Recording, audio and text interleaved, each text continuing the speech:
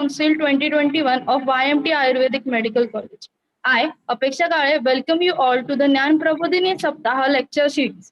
The main motto of this lecture series is to provide knowledge and experience of our guest speaker and to enlighten the path of our youth in the different fields of Ayurveda. So it's my privilege to introduce you all to our eminent speaker, Dr. Sri Ranjini Jaideep ma'am, to enlighten us about her knowledge on the fifth day of our Dyan Prabodhini Saptaha. She will be guiding us on the role of research on Ayurveda. Dr. Sri Ranjini ma'am is clinical researcher with an illustrious career of 20 years in Ayurveda clinical practice, transdisciplinary research and academics. She is an MD in Kai Chikitsa and a PhD from NIMHANS, Bangalore, a Vaidya Scientist Fellow and a certified yoga instructor from Savyasi University. She was a consultant physician at the world-class authentic Ayurveda hospitals in India, including the Institutes of Ayurveda and Integrative Medicine and the Ramaya Indic Specialty Ayurveda at Bangalore, where she catered to the patients of diverse elements. She has been co-investigator on several research products and is a faculty for workshops on research and methodology, medical ethics, biostatistics, and scientific writing. She has published her research articles in peer-reviewed scientific journals and has won several Young Researcher Awards for participating in international conferences. Currently, she is a freelance research consultant at Ramaya Ayurveda and also provides Ayurveda consultant to Sevayu Canada. Hereby handing over to you, ma'am. Thank you, Apeksha. Good afternoon, everyone, and welcome to this lecture. So today I will just give you an overview of what is the scope for research in Ayurveda and what are the opportunities. Currently, what kind of research is happening in the field of Ayurveda and how anyone who is wanting to step into the field of research can look forward to in this area. So Ayurveda has been around for almost more than a millennia.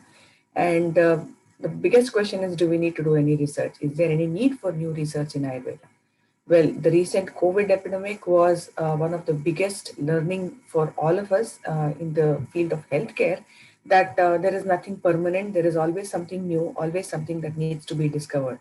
So yes, even in the case of COVID-19, we had to come out with new drugs, new medicines, new vaccines, and we had to come up with new protocols for treatment. So the same thing even with Ayurveda, even though we have Jwara, Nidana, Jwara, Chikitsa, which has been very well detailed, we still don't know whether every Jwara which comes up, every infection that comes up has treatment for in Ayurveda or not. So yes, there is a constant need for Ayurveda also to be undertaking research in its field. And we need Ayurveda not just for the newer diseases which come, but we also need Ayurveda to contemporize the science, research in Ayurveda to contemporize the science. Now, what do I mean by contemporize the science? Now, if we look at Arishta Lakshanas as one of the topics in Ayurveda, there are so many of the Lakshanas which we no longer see in patients, maybe because they are in a cared for environment, in a more hygienic environment. They are hospitalized most of the time towards end of care. So these Arishta Lakshanas may no longer be visible. So do we need to know how in current 21st century, what kind of Arishta Lakshanas do we see in the patient? So yes, to make it more contemporary, we need to do research. To globalize Ayurveda. Now it has become a common language that people need to learn across the world. And everyone wants to know Ayurveda, everyone wants to learn Ayurveda, everyone wants to use Ayurveda. Now, for that, it helps us if we are able to convey to them in their language, in the way that they understand, in the way that science understands. And that is the reason why we need another long period wherein we have to do research in Ayurveda. The next point is why we need Ayurveda research is because we have to add new dimensions to the research. Now, what do you mean by new dimensions? Earlier, if Triphala has been told for one particular condition in Ayurveda, now is there a different condition for which Triphala can be used? Is there some other point of view that we have not found in our Shastras and that we need to see now again? So to add new dimensions, we need research in Ayurveda. To remove obsolete claims. So there are so many things that Ayurveda claims. Are all these true? Have we seen all these? So to remove these, to counter the claims of others. So there are so many reports that we see every day in the newspapers, on the news, that Ayurveda drugs cause heavy metal poisoning, they cause renal failure, they cause liver failure, and so on. Now, these are the claims of people who think that Ayurveda has so less to offer. But if we need to tell them that no, Ayurveda has much more to offer than what you are actually seeing at the surface, we need a lot of research to be done.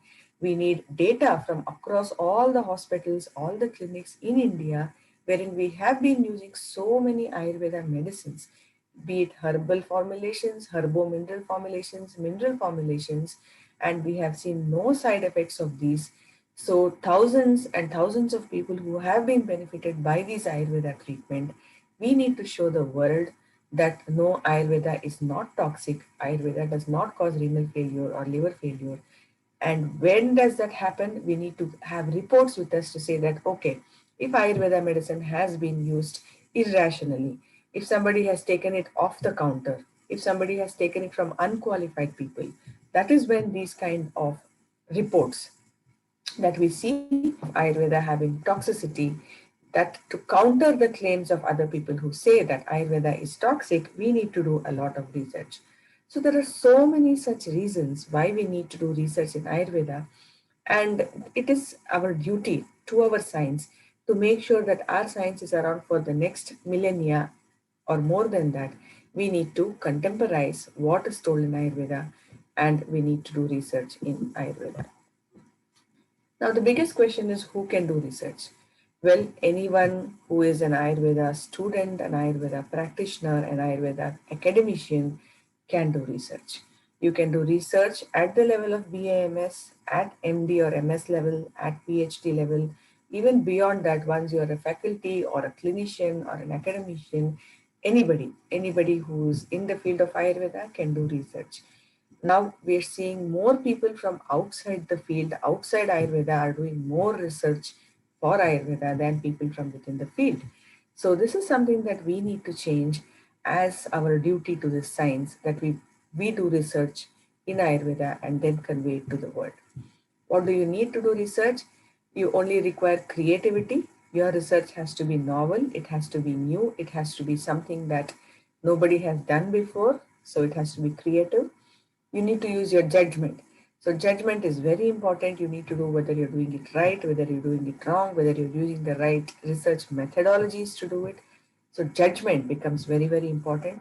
Communication, yes, this is the next most important factor, because whatever we do research, if we do not communicate it to the people around, then it is as good as the research has not been done.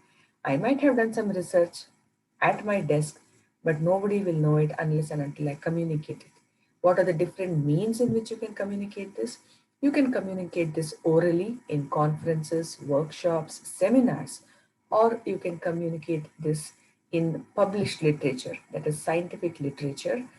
You can communicate your research findings. These are called as scientific journals or scientific publications, and you can communicate your research there.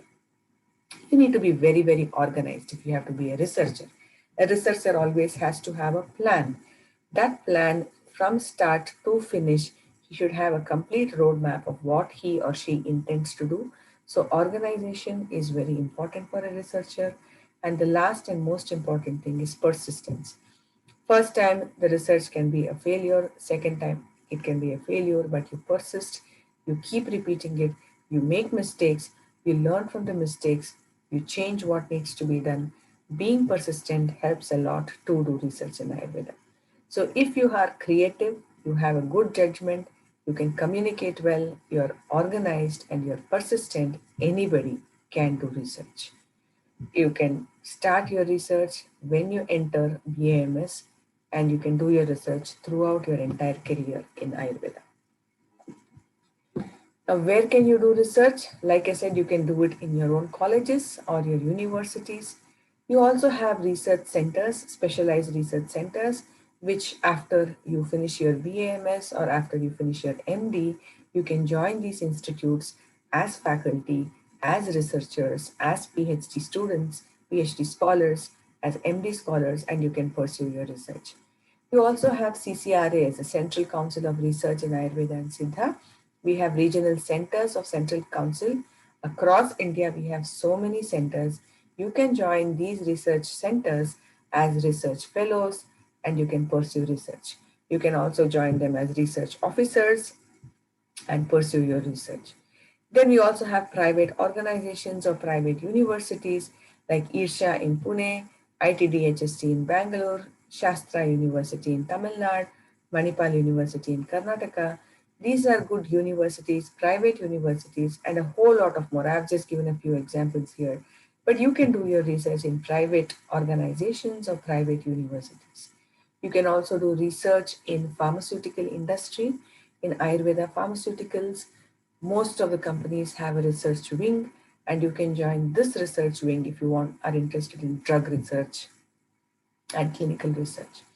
Then you also have a lot of mainstream research institutes, that is modern medicine research institutes that are now taking Ayurveda scholars. So there are many institutes, like I did it from NIMHANS in Bangalore, which is a neuroscience, National Institute of Mental Health and Neurosciences, wherein in the neurophysiology department, they are taking Ayurveda scholars for doing research. NCBS, National Center for Biological Sciences, Indian Institute of Science, and lot of ICMR, CSIR recognized institutes, mainstream healthcare research institutes are taking Ayurveda people. So any of these organizations, you can do clinical research, you can do drug research, you can do basic research. There are different kinds of research that you can do, but these are just some of the institutes where anyone can do research. So typically, as a BAMS student, you can do research in your own college. So what are the different types of research one can do? So research is usually classified as theoretical research, experimental research, and clinical research. Now, clinical research also comes under experimental research. The difference is that experimental research is done in vitro models, like it is done in cells, in tissues, or it is done on the drug. And clinical research is done in human subjects. That is the difference between experimental research and clinical research. Theoretical research is basic concepts, understanding whatever has been told in Ayurveda, the fundamental concepts told in Ayurveda, literature reviews, literary studies on Ayurveda, on sociology, on epistemology, that is how Ayurveda has come, what are the foundational principles of Ayurveda, on Padartha Vijnana, on all your Dravya Guna concepts. These are the fundamental concepts based on which you can do theoretical research. You can do experimental research to know how the herb is working, how the medicine is working, how the Ayurveda formulation is working, how the therapy is working. So you can do a lot of studies on animal models like rats, mice, guinea pigs, on cell cultures, tissue cultures. So this is experimental research wherein you discover how the medicine is working, what it does within the body, what happens to the medicine once it goes into the body, how the body reacts to the drug, how the drug reacts within the body. So these are the different areas of experimental research. You could also find out molecular biology of the drug, biochemistry of the drug. By biochemistry, you understand what it is within the plant, what are the different components of the plant, of the herb, of the mineral that is helping to do this particular activity. So this is experimental research. And clinical research is wherein you use human subjects. A lot of this can be done at a small primary college level, wherein you can do survey studies, epidemiological studies. You can also do case reports within or case series within your hospital setting, and further bigger studies like cohort studies, randomized controlled trials. These are of course clinical trials and needs a lot more of planning, but simple observational studies, case reports, case series is something that anybody can do within a small Ayurveda clinic or an Ayurveda hospital setting. So this is, any of this research can be done in the field of Ayurveda. Now, this is one example of a survey study. So a survey study of what do postgraduate Ayurveda postgraduate entrance exams actually assess. So over 5 years, the authors from Banaras Hindu University, Ayurveda section, they saw what is it that is there in Ayurveda exams, entrance exams that we do. Now, this kind of a review, this kind of a survey does not need money, does not need a lot of expertise. You just need to know what is the right research methodology you have to use. So like this, you can do surveys on how many patients of Prameha come into your outpatient section every month. How many patients of Prameha who are Krisha Pramehi and who are Sthula Pramehi come into the outpatient sections. In 1 year period, if you are able to gather data which says that 40% of the patients who come in are Krisha Pramehi, whereas 60% are Sthula Pramehi, that is epidemiological evidence. That is how many patients of Prameha are there, and once what we call in research as a sample. A sample is a smaller part of a whole population. So your outpatient section is a small sample of the general population across India in all Ayurveda hospitals. So that will be a good outcome wherein you can say that 40% are Krisha Pramehi, 60% are Sthula Pramehi. So these kind of survey studies can be done in a clinical setting in Ayurveda hospitals and can be done by BAMS, MD, or faculty or clinicians, anybody in the field of Ayurveda. Similarly, you can do what is called as review of literature. Now, this is a recent study that we published. I, along with my co-authors, Dr. Shalini and Dr. Neelkant from Bangalore, we published this in a very, very distinguished scientific journal. This was published just last week. And this is a very scientific journal called as Molecular Biology Reports. So what did we do? We took up one herb, which is Bacopa, which is Brahmi, and we saw how different experimental studies have been done on Brahmi. So there are some studies which have been done for Brahmi on Alzheimer's disease, some which have been done for Brahmi on Parkinson's disease, on epilepsy, Huntington's disease, so many different neurological diseases. So we put together all this data from all the different scientific journals, and we came up with what is called as a review article, a literature review.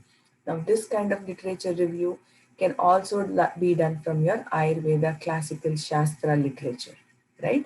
It can be done, you can make a review with Charaka, with Sushruta, with Vagbhata, with whatever has been told in their compendiums. And this literature survey or literature review can be published in a scientific journal by which you are giving information to people. Now, if somebody wants to know how does Brahmi help in neurological diseases, this paper will give a complete detail of what Bacopa Manali does, what happens when Brahmi is given, what happens to the brain, what happens to the different nerves, what happens to the different cells and tissues within the brain, within the nervous system, and how it helps in neurological diseases, in psychiatric diseases, and so on. So this is about the neuroprotective effect of Bacopa. Like that, you can choose so many herbs because a lot of pharmaceutical colleges, pharmacological institutes have done a lot of research on herbal drugs. So you can put together all this data. In this paper, we have reviewed around 50 to 70 different papers which have been published on Bacopa for neurological disease. So similarly, you can pick up any drug, any Ayurveda formulation, any therapy. You can do it on Abhyanga, Svedana, Kati Basti, Janu Basti. You can pick up this and see what is the research evidence which is currently present. And this is just desk research. You can sit in your at your desk, use a computer and do this kind of research. And it only requires very, very little bit of training and organization and execution to be able to do this kind of research. It doesn't need any money. It doesn't need any big learning, or you don't need to be an MD or a PhD to do this kind of a research.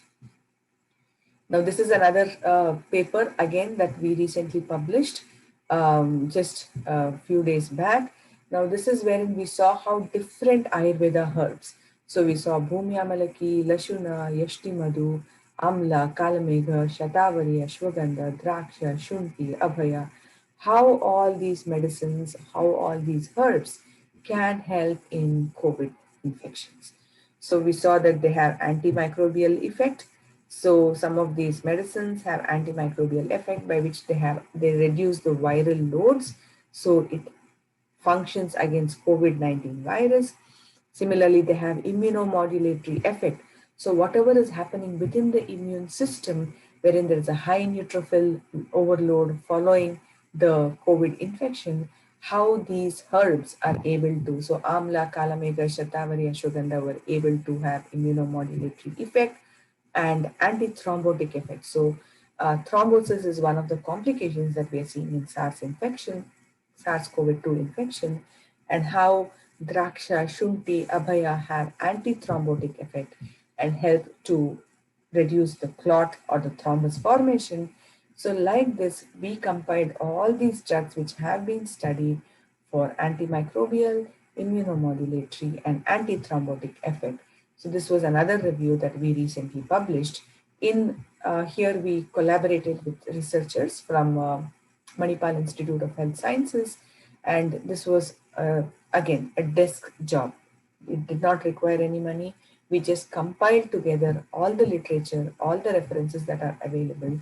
So these kind of literature reviews, these kind of survey studies could be done by anybody in a small Ayurveda college or Ayurveda clinical setting. The next one is experimental research. So where is the scope for research in Ayurveda? Experimental research is the next area of scope. So what does experimental research teach us? Experimental research helps us to identify your drug. So what is there in your herb? What is there in your polyherbal formulation? What is there in Draksharishta? What is there in Asanadikashaya? What is there in Dhanvantram Gulika? So like this, it helps you to identify what are the different components of your drug. So what is in your drug? What is the physical components of your drugs? What are the biochemical components of your drug? What are the different molecules which are present within the drug? So it helps to identify. The next experimental research helps you is to identify how this drug works in your body. So when you take Asanadi Kashaya, what does it do to the different cells and tissues within your body? What does it do to the endocrine system? What does it do to the Medovahasrotas, Mamsavahasrotas, Raktavahasrotas, Rasavahasrotas? You can identify each one of this and see how the drug or how the formulation is working. The next thing is, now Ayurveda formulations have a beautiful way in which they have been brought together. One herb can help for so many different conditions. If you take Triphala, it can help for diabetes, it can help for obesity, it can help for constipation, it can help for inflammation. There are so many different ways in which it can work. So how are these multimodal working of Ayurveda herbs? How does it happen? This is called as network pharmacology. So this is something which is a newer concept which is coming in the field of research, and this is something that we can use for Ayurveda. So these are some of the basic experimental researches that we can do. Of course, there are a lot more than this, but I'm just focusing on these. And I will give you examples for each one of this. Now, I told you the first one that you can identify different herbs. Now, let us look at the concept of Abhava Pratinidhi Dravya in Ayurveda. So we say that when Ativisha is not available, you can use Musta. So you have so many such Abhava Pratinidhi Dravyas wherein one is not available, you can use the other. Now this was a research study. What they did was they took Ativisha, they took Musta, and they did the chemical characterization. So we have certain techniques for chemical characterization. We have something called as HPTLC or high power liquid chromatography. So these were different methods that were used, and they saw that both Ativisha and Musta had the same peaks on the graph, right? When there was a graph plotted, how Ativisha works, how Musta works, it had the same graph that was there. So this says that even though both are completely different entities, they have different phytochemical constitutions. That is, their constituent ingredients are very different, despite that they have the same effect. So identifying, if now that is why this study shows that if Ativisha is not available, you can always use Musta. So you have research evidence for what has been fundamentally told in Ayurveda as an Abhava Pratinidhi Dravya. So like this, your research, experimental research, can help to identify what the drug is. The next thing that it can help is to know the cellular and molecular mechanism. So we know that Amalaka Rasayana or Amalaki Rasayana is a very good Rasayana for enhancing memory, for enhancing good health, for improving your immune system. There are so many such effects of Amalaka Rasayana. So this particular study took Amalaka Rasayana and it saw whether it has effect in Alzheimer's disease. So this is reverse pharmacology, wherein you already know in Ayurveda Shastra that Amalaka Rasayana works for aging conditions. So you take it back to the laboratory and you study how does this Amalaka Rasayana improve memory, what does it change within the neurological system in different models. So this study was done in Alzheimer's disease. So from this, if we are able to come up with more details of how Ayurveda formulations help work within our body and help different conditions, this is something that we can talk in common language to modern researchers, to modern clinicians, and convince them of the effect of Ayurveda on different conditions. Now, this is another study that I was talking about on network pharmacology. Now, if we look at this work, this was done on Triphala. Now, if we look at who did this research, this was not done by anybody who is from Ayurveda researchers. These are all from a um, completely different field. They are probably researchers in pharmaceutical sciences, and they have worked on Triphala. So now when the world, everywhere, people across the world from different fields are working in Ayurveda, it is all the more reason that we people from Ayurveda do more and more research on this particular science. So what did they find out? They saw that Triphala has 23 different compounds and they identified 65 target genes that is within the body, within Triphala, which can help in cardiovascular diseases and cerebrovascular diseases. So Triphala for cardio-cerebrovascular diseases based on network pharmacology was the study that they designed. And what they saw is so many pathways like cancer pathways. TNF alpha is again immune modulator. So their signaling pathways and all these different genes these were the central genes which were recognized, and these had the capability uh, to to identify and attack different locations within your body and help in cardiovascular disease and cerebrovascular disease. So this is the beautiful contribution that we can do from Ayurveda, wherein we are able to say that you don't need to take different medicines for disease A, disease B, disease C. You take one medicine from Ayurveda and it helps for all the three. So network pharmacology is the path, is the way for the future. So also personalized medicine, wherein the same medicine cannot be given to everyone. Now, that is what Ayurveda says, that you identify the prakriti, you identify the disease, you identify different factors, do the Dashavida Pariksha in every patient that you see, and treat every patient differently. Don't put them all together and give the same drug, right? So these are areas that Ayurveda researchers can do over the next few years to make Ayurveda a more accepted science. So in clinical research, we come to the next part, that is clinical research. We did literature research, we did experimental research. Now we're coming to the next part, which is clinical research. Now clinical research, we have what is called as a pyramid of evidence. So we start with expert opinion or background information that we have. Now expert opinion can be what is told in the Ayurveda Shastras. From there, we do case series or case reports. Now, what is a case series or case report?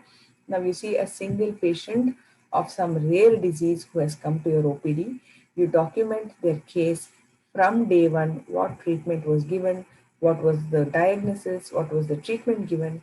Then you follow them up for few weeks, few months, till their disease becomes all right. They are cured of the disease, and then you write the whole thing as a report. This is a case report. Similarly, if you do about one case, a single case is called a case report. If you do 2 to 9 cases, it is called a case series. And more than 10 cases when you do, it becomes a different kind of observational study. So these are case reports and case series are usually done for rare diseases or rare treatments of a common disease, right? If you're doing something new. Now, COVID-19 can be, anyone who has treated COVID-19 can write a case report. Who have treated 2 to 8 patients of COVID-19 can write a report as a case series. So this is something that anybody can do in any setting. You don't need any special permissions, special training to do this. You just need to know the method of how to gather the evidence together and how to write it together. So it is all available on the internet, how to do case series, how to do case reports, and little bit of training which you can do your own self, learn by yourself, you'll be able to do all this. Next, from the basic level, which is expert opinion, case series and case reports are considered as the next level of evidence. They are considered better than expert opinion. Then we have bigger studies which are called as randomized control trials. Now, what is randomized control trial? So usually in this group, in this kind of a clinical research, there are two groups of patients. Group 1 receives one treatment, group 2 receives another treatment, and you compare the two treatments to see which treatment works better. So that is a randomized control trial. Of course, there are this is a very, very tough trial to do, and there are a lot of procedures that you need to follow for this trial. But however, lots of centers across India, colleges, hospitals are doing randomized control trials now. And this is some research study that anybody who's done BAMS can join as a research fellow and join and do these randomized control trials. Now, from this randomized control trials, the next level of research study, which is considered as highest, is called as a systematic review. Systematic review, basically what it does is systematic review looks at how all the trials have been done, and it comes up with an outcome which says that, okay, all the trials say that this drug works, or all the trials say this drug does not work, or there is not enough evidence to say whether this drug works or this drug does not work. So that is a systematic review. So this is called as a pyramid of evidence, with the lowest being the least important and the highest being the most accepted, most filtered form of information. Now, in Ayurveda, we are very much only at this level. We have few background or expert opinions. We have very, very few case reports and case series, and very few randomized controlled trials. And we have a long way to go before we come up to the next level.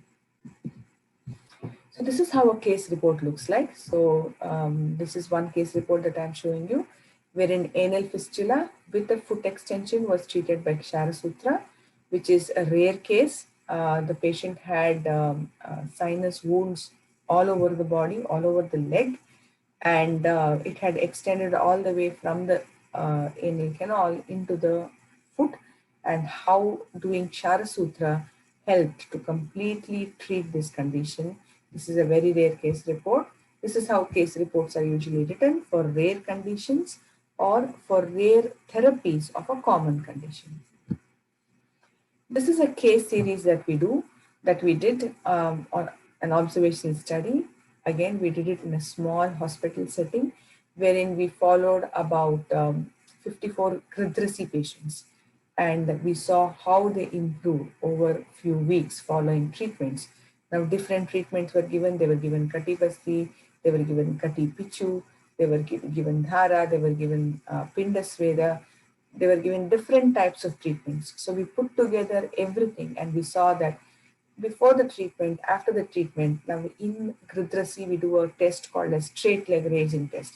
That is, the patient is lying supine on the table, and we lift the leg to see how much he can lift the leg. 30 degrees, 60 degrees, 90 degrees, and so on. So we saw that when we objectively measured how much the patient gets better, we were able to say that yes, the patient earlier could only raise the leg for 30 degrees. Now he can raise it up to 60 degrees. We also did what is called as a visual analog scale to find out how much pain. Visual analog scale is a very simple scale. Again, anybody can do it. You have a scale from 1 to 10. You have a line. When the patient comes to you first, you ask him, where do you have the pain? The patient will mark 8.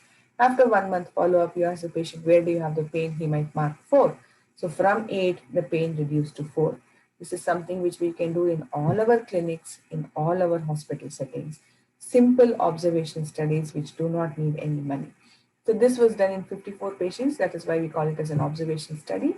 But you can also do it in 2 to 8 cases, like I said, when it is called as a case series. So this is the second level of evidence. So this was the first level. Case series, expert opinions is the first level. Case reports and case series or observational studies is the second level of evidence. Now this is the third level of evidence, which is a clinical trial which was done, a randomized controlled trial, which is considered as the gold standard of clinical trials.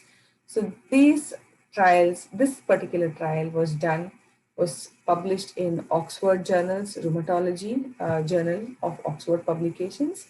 And this study identified that Ayurveda medicine can be an alternative to conventional medicine, which is glucosamine and celecoxib, for the treatment of osteoarthritis of the knee. So here the researchers had one group of patients who took glucosamine and celecoxib, which is allopathic medicine. The other group took Ayurveda medicine, which had shunti and other ingredients in it. And they saw that the patients who were given Ayurveda treatment also had same effects to what allopathy medicine gives in osteoarthritis or Sandhigata Vata. So this was like this, several clinical trials have been published. Now this was another study that we did, wherein we saw that in stroke patients, in Pakshagata patients, after their acute phase treatment, that is, they finished their acute phase treatment in the ICU and then they're shifted to Ayurveda ward. One group of patients we gave physiotherapy and modern medicine. The other group of patients we gave modern medicine and Ayurveda. And clinical recovery we saw was same in both the groups. That is, Ayurveda group had the same clinical recovery as the allopathy group. But what changed was what is known as cardiac autonomic dysfunction, or some changes in the heart rate changed in patients who were given Ayurveda treatment, which was not seen in the allopathy group. So that means that these patients will have better life expectation over the next few years. So this is something wherein over and above what we can see clinically, subclinically, there are so many parameters. Blood parameters will change, ultrasonography parameters will change, X-ray parameters will change, MRI parameters will change. This will help to identify how research in Ayurveda can help to show that Ayurveda has treatment for almost every disease condition available.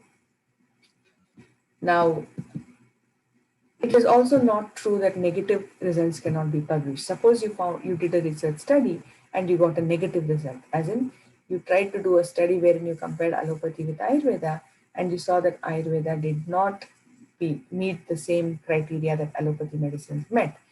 It was a negative study outcome, but even a negative study outcome can be published. So there are specific journals which, like if you see this is called Journal of Negative Results in Biomedicine. So this will also help to publish negative results. So if you don't have to get a positive result. See, research can never be positive. Even a negative research is good research because it is telling what you should not do. So that's why you should always make sure that even negative results are published. Now, how do I get money for doing this research?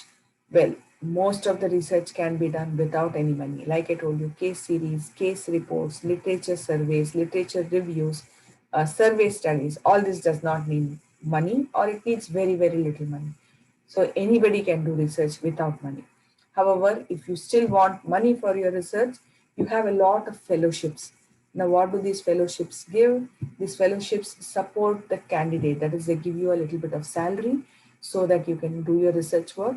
They also give you a little bit of research fund, a small amount of money that you can use to buy equipment, that you can use to give to blood tests for your patients, that you can use to do different experiments on your drug. So they will give you a stipend or a small salary every month, plus it gives you a little bit of research money to conduct your research. So there are a lot of these fellowships for Ayurveda graduates as well, postgraduates and PhDs as well. Now, faculty can take these young scientist research supports, or they can take project schemes which are there in CCRAS, ICMR, which are called intramural, extramural project schemes. So most of the faculty can take all these kind of research support. So these are so many different institutions or organizations from where you can take little money. You have to give them your project proposal. You have to tell them that this is the project that I want to do. And that project should be, like I told, it has to be very, very new. You can't just repeat something somebody has already done and ask them for to give you money. It has to be something very new. The idea has to be novel. The idea has to be very good, very well planned and very well organized. And you ask for money for supporting you, for supporting your project.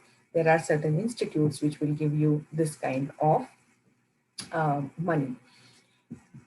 If no funding, if you don't get funding, like I already told you, you can do survey studies, you can do literature reviews, you can do case reports, case series, and you can still um, do research even if you don't have money. There are so many, all these hardly require any money for us. Now, what are the benefits of doing research? Now, forget the benefits that is going to happen for Ayurveda. Ayurveda will be benefited from your research, no doubt about it. But it is also personal benefit. You get a lot of promotions, name, fame. People know you. You get foreign tours. You travel for conferences. You travel for workshops. You can get good posts, government posts, higher posts in educational institutions, in research institutions. So like this, there are a lot of benefits that you can get as a researcher. Over and above what you can get as a clinician, as a researcher, there are a lot of additional benefits that you can get. And what are the challenges? Yes, research comes with a lot of challenges. Like I said, persistence is very, very important for any researcher. First time the research might fail, many times the research might fail, but then you keep continuing it. So there is success, but then the success rate is always low. And there is no, if you ask, at least today, somebody might tell you, okay, this is what you need to do for research in Ayurveda. When we started 10, 15 years ago, there was nobody to tell us how to do research, what research to do. We had to learn all on our own. We had to carve our own path. Pretty much even today that is the case. A little bit improved though. There are a lot of funding support available, a lot of teaching support that is available. People teach you how to do research. You can learn from them. So there are challenges, but at the end, it is very, very satisfying to have contributed to the science. So your name will be there when anybody does a Google search and looks for your name will be there other than a Facebook account or an Instagram account.